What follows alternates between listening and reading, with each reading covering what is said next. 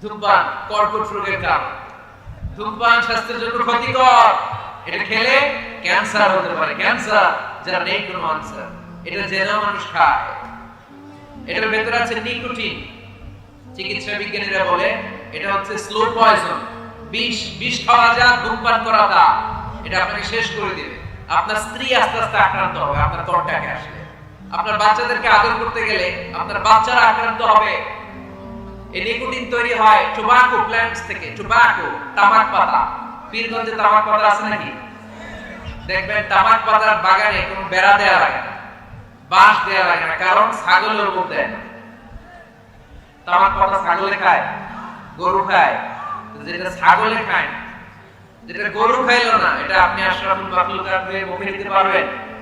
তাহলে সিগারেটের সাথে আমাদের কোনো সম্পর্ক। যুবক ভাইয়েরা, আজকে আমরা ওয়াদা করব কোনদিন পারতপক্ষে জীবন থাকা পর্যন্ত আমরা আর ধূমপান করব। ধূমপানকে আমরা বলে দিব নো। কি বলে দিব? সবাই একসাথে বলেন, ধূমপানকে আমরা কি বলবো?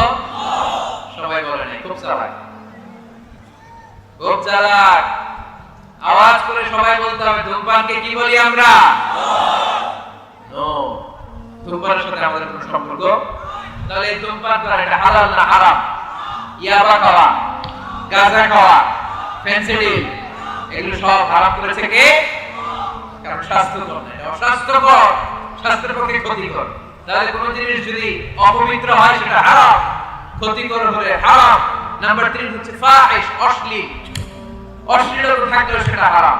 আপনি যদি ইন্ডিয়ান নায়িকাদের নেকেড ভিডিও দেখেন, এটা হালাল না হারাম? এর মধ্যে অশ্লীলতা আছে না নাই? তাহলে কোন অশ্লীল, কোন ক্ষতিকর, কোন অপবিত্র জিনিসের সাথে মুমিনদের কোনো সম্পর্ক নাই। তারপরে হালাল এবং হারামের আরেকটা মূলনীতি হচ্ছে মুকাদ্দামাতুল হারামে হারাম। যেটা হারাম এটা সূচনাও হারাম, যেটা হারাম এটা শুরুটাও হারাম। যেমন কোন নারীদের দিকে, বেগানা নারীদের দিকে ভাব নিয়ে তাকানো, এটাকে হারাম করছে কে? আসলে এটা হারাম হওয়ার কথা ছিল না, কারণ আপনি যদি তাকিয়েছেন। এটা হারাম হওয়ার কারণ হচ্ছে এই তাকানোটাই একটা সার্টেন পিরিয়ড শেষে আপনাকে জিনার দিকে নিয়ে যাবে, পরকীয়ার দিকে নিয়ে যাবে, হারাম প্রেম আর ভালোবাসার দিকে ডেকে নিয়ে যাবে। চিল্লায় বলেন ঠিক কি না? কলেজ পড়ুয়া ছেলে মেয়েদের মধ্যে প্রেম ভালোবাসা কিভাবে হয় জানেন? প্রথমে চোখাচোখি। প্রথমে কি? ওদের পোলাপাইন সব আসতেছে, ওদের কমন পড়ে গেছে। প্রথমে কি? চোখাচোখি, তারপরে ইশারা, তারপরে মুচকি হাসি, তারপরে ফেসবুকের আইডি শেয়ার, তারপরে মোবাইল নাম্বার শেয়ার, তারপরে আসে বিশ্ব ভালোবাসা দিবস 14ই ফেব্রুয়ারি। আলহামদুলিল্লাহ পীরগঞ্জে এগুলো নাই। পীরগঞ্জে এগুলো আছে? আপনারা ভালোবাসা করেন। এটা কি বিশ্ব ভালোবাসা দিবস না বিশ্ব বেহায়া দিবস? এর চেয়ে বেহায়াপনা, অশ্লীলতাপনা আর হতে পারে? আমাদের সারা বছর ভালোবাসা, সকালে ভালোবাসা, দুপুরে ভালোবাসা, বিকেলে ভালোবাসা। এজন্য আমাদের ভালোবাসার দিবস লাগে না। আওয়াজ করে বলতে হবে ঠিক কি না? আমাদের আল্লাহর জন্য ভালোবাসা, আমাদের আছে কোরআনের জন্য ভালোবাসা, আমাদের আছে নবীর জন্য ভালোবাসা, ঠিক কি না? রাসূল আমার ভালোবাসা, রাসূল আমার আলো আশা, রাসূল আমার প্রেম বিরহের মূল আলোচনা,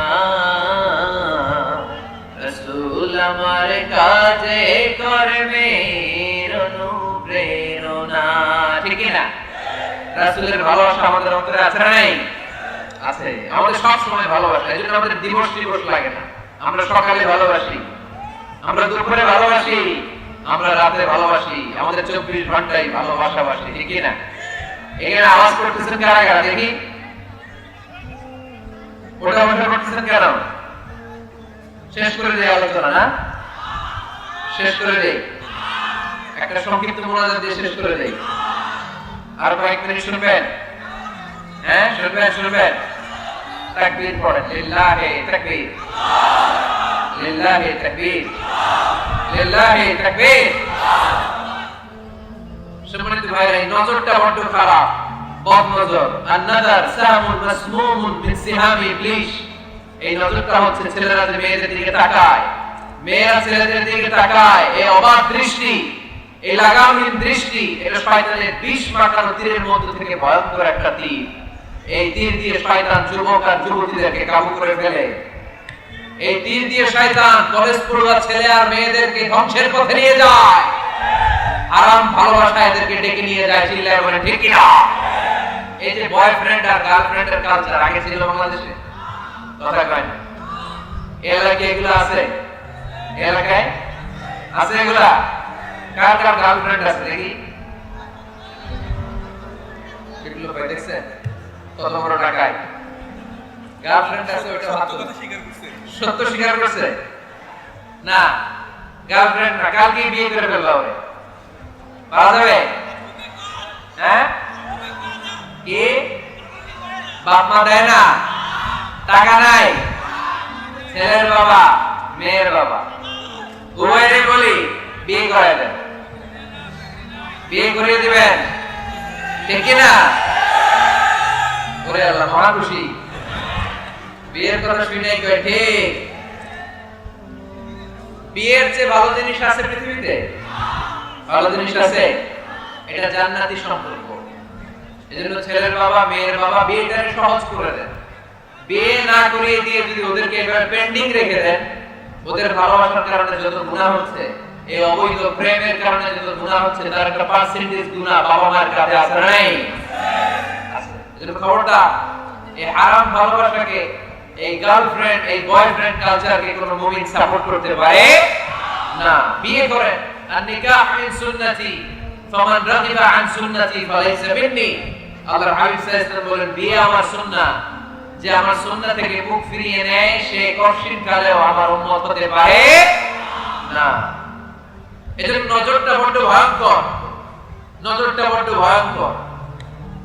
আল্লাহর হাবিব সাল্লাল্লাহু আলাইহি ওয়াসাল্লাম বললেন, মাইয়াত মানলি মা বাইনা লিহিয়াইহি ওয়া মা বাইনা রিজলাইহি আদমান লাহুল জান্নাহ। আমার কোন উম্মত যদি দুইটা অঙ্গের গ্যারান্টি আমাকে দেয়, আমি আমার ওই উম্মতকে জান্নাতের গ্যারান্টি দিয়ে দেই। এক হচ্ছে জিহ্বার গ্যারান্টি। কেউ যদি আমার নবীর গ্যারান্টি দেয়, নবী আমার এই জিহ্বা দিয়ে কোনো পাপ কাজ আমি করব না। দুই হচ্ছে লজ্জাস্থানের গ্যারান্টি। আমার নবীকে যদি গ্যারান্টি দেয়া হয়, নবী এই লজ্জাস্থানের পাপ আমি করব না। জিহ্বার গ্যারান্টি আর লজ্জাস্থানের গ্যারান্টি যদি কোন উম্মত আমার দেয়, বিশ্বনবী বলেন, আমি আমার সেই উম্মতকে জান্নাতের গ্যারান্টি দিয়ে দেব, জান্নাতের গ্যারান্টি দিয়ে দেব। এজন্য খবরদার, কোন হারামের সাথে আমাদের কোনো সম্পর্ক নেই। আমাদের সম্পর্ক হবে শুধু হালালের সাথে, ঠিক কি না? আপনি যদি হারাম খেয়ে জিকির করেন, এই জিকির আল্লাহর কাছে কবুল হবে? হারাম খেয়ে নামাজ পড়লে কবুল হবে? হারাম খেয়ে এতিমখানা বানালে কবুল হবে না। কারণ ইন্নাল্লাহ তাইয়্যিব লা ইয়াকবালু ইল্লা তাইয়্যিবা। আল্লাহ নিজে পবিত্র, আল্লাহ পবিত্র ছাড়া কোনো কিছুকে কবুল করে। বিশ্বনবী বললেন, বাইতুল্লাহর চারিপাশে এক সাহাবা ইয়া রাব ইয়া রাব ইয়া রাব বলে কাঁদতে শুরু করে দিয়েছে। অন্যান্য সাহাবারা বলতে লাগলো, এই সাহাবী সব সওয়াব নিয়ে গিয়েছে। আল্লাহর হাবিব সাল্লাল্লাহু আলাইহি ওয়াসাল্লাম বললেন, ওয়া মাতা'আমুহু হারাম ওয়া মালবাসুহু হারাম ওয়া মাশরাবুহু হারাম ফাআন্না ইস্তাজাবু লাহু। আল্লাহর নবী বললেন, এই লোকটা যতই কাঁদুক, যতই জিকির করুক, যত ইবাদত করুক, এই লোকটা যা খায় হারাম খায়, যা করে হারাম থেকে করে, তার কোনো দোয়া আল্লাহর কাছে কবুল হবে না। এজন্য আমরা হালাল খেতে চাই। আপনি হালাল খেলে মুস্তাজাবু দাওয়া। রিকশাওয়ালার পয়সার মতো কোনো হালাল পয়সা পৃথিবীতে হতে পারে? কুলিওয়ালা ঠালাওয়ালা এদের পয়সার মতো হালাল পয়সা এই দুনিয়াতে হতে পারে? তাহলে মুসলমানদের স্লোগান হবে, হারামের সাথে আমাদের কোনো সম্পর্ক। আমাদের সম্পর্ক কিসের সাথে? চিল্লায় বলতে হবে, কিসের সাথে? আরেকটা মূলনীতি জেনে রাখবেন,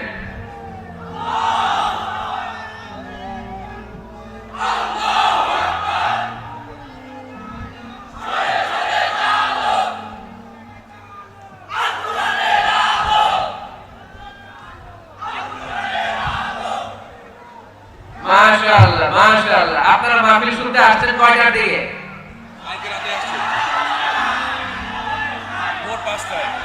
ভোর 5টায় ফজরের সময়। গত রাতেও আসছেন, গত রাতে এসে বসে আছেন কারা কারা দেখি আল্লাহ আল্লাহ আল্লাহ আমার ভাইদেরকে তুমি কবুল করো আল্লাহ মাহফিলটারে তুমি নাজাতের ওসিলা বানাও এই পীরগঞ্জের ময়দানে আমরা যেভাবে একসাথে বসলাম আল্লাহ তোমার জান্নাতের জন্য আমরা একসাথে থাকতে পারি তুমি কবুল করে নাও পড়েন আমিন হালাল এটা সবার জন্য হালাল ঠিক কি না হারাম সবার জন্য হারাম ঠিক কি না বলেন তো মিথ্যা বলা আপনার জন্য হালাল না হারাম আমার জন্য কাবা ঘরের ইমামের জন্য বিশ্বনবীর জন্য যেটা হারাম এটা সবার জন্য হারাম ঠিক কি না অন্যায় করলে এটা সবার জন্য অপরাধ এটা এমপির ছেলে করুক যেরকম অপরাধ প্রধানমন্ত্রীর ছেলে করুক যেরকম অপরাধ প্রেসিডেন্টের ছেলে করলে যেমন অপরাধ রিকশাওয়ালার ছেলে করলে তেমন অপরাধ চিল্লায় বলেন ঠিক কি না ইসলাম বলে সবাই সমান there is no difference between black and white between upper and lower between the richer section of the society and poorer section of the society everyone is totally equal 100% equal completely equal is the eyes of Islam চিল্লায় বলেন ঠিক কি না ইসলাম বলে সাদা কালোর পার্থক্য নাই ধনী গরিবের পার্থক্য নাই নিয়ম সবার জন্য সমান তাই আমরা হালাল অবলম্বন করতে চাই আল্লাহর হাবিব সাল্লাল্লাহু আলাইহি ওয়াসাল্লাম সব সময় হালাল উপার্জনের জন্য দোয়া করতেন আর বলতেন আল্লাহুম্মা কফিনি বিহালালিকা আন হারামিক ওয়া আগনিনি বিফadলিকা আম্মান সিওয়াক আল্লাহ হারামের দিকে যেতে চাই না তুমি আমাকে হালালের উপর অবশিষ্ট রাখো এই হালাল দিয়ে আমার জীবনটাকে ভরপুর করে দাও চিল্লায় পড়েন আমিন আমরা আল্লাহ তাআলার কাছে কায়েম বাক্যে দোয়া করি আমরা যেন হালাল দিয়ে আমাদের জীবনকে সাজাতে পারি তুমি তৌফিক দাও আর জোরে পড়েন আমিন আমরা যেন হারাম থেকে যোজন যোজন কিলোমিটার দূরে থাকতে পারি আল্লাহ তুমি তৌফিক দান করো আমরা পড়ি আমিন আমাদের প্রিয় আলতাফ ভাই একটা সুসংবাদ আপনাদেরকে শোনাতে চাই উনি আপনাদের জন্য পীরগঞ্জে অসাধারণ ক্যালিগ্রাফির ডিজাইন দিয়ে আর্কিটেকচারাল ডিজাইন দিয়ে একটা মসজিদ বানাতে চাই পড়েন আলহামদুলিল্লাহ আমি টাঙ্গাইলে আল ওয়াসাতিয়া মডেল মসজিদ নামে একটা মসজিদের ঘোষণা দিয়েছে আলোচনা থেকে আপনারা শুনেছেন ইউটিউবে কে কে শুনছেন হাত তোলেন মাশাআল্লাহ সব শুনছেন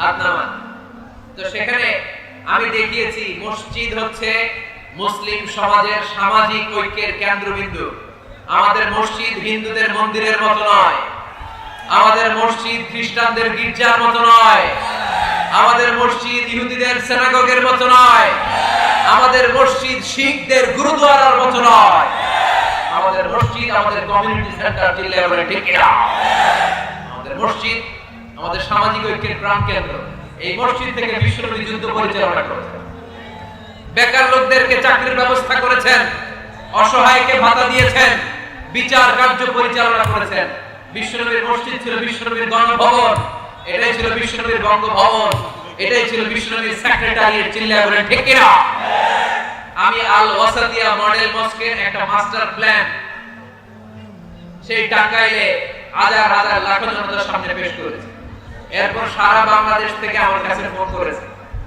গতকাল শেরাটন হোটেল ছিলেন হোটেল ইন্টারকন্টিনেন্টালে আমার একটা মিটিং ছিল নারায়ণগঞ্জে অলরেডি ঘোষণা হয়ে গেছে কিছুদিন পরে আমি মসজিদ উদ্বোধন করব কক্সবাজারে ঘোষণা হয়েছে সিলেটে হয়েছে খুলনায় হয়েছে আলহামদুলিল্লাহ করেন না আপনাদের রংপুর পীরগঞ্জে এরকম একটা মডেল মসজিদ হোক আমরা চাই কি চাই না আমাদের মসজিদের দুয়ার সবার জন্য খোলা চিল্লায় বলে ঠিক কি না যুবকরা মসজিদ মুখী হতে চায় না কারণ তাদের জন্য অ্যাক্টিভিটি রাখি নাই নারীরা মসজিদে আসতে পারে না তাদের জন্য নামাজের জায়গা রাখি নাই ছোট বাচ্চাদেরকে আমরা ধমকে মসজিদ থেকে তাড়িয়ে দেই আগামী প্রজন্ম ছেলেরা মুসল্লি হবে না চিল্লায় বলে ঠিক কি না এজন্য আমরা মসজিদকে গণমানুষের মিলন কেন্দ্রে প্রস্তুত পরিণত করতে চাই আমাদের আলতাফ ভাই একটা চমৎকার মসজিদের ডেমো আমাকে দেখিয়েছে আমি আমার মাস্টার প্ল্যান ওনার সাথে শেয়ার করব আপনাদের যা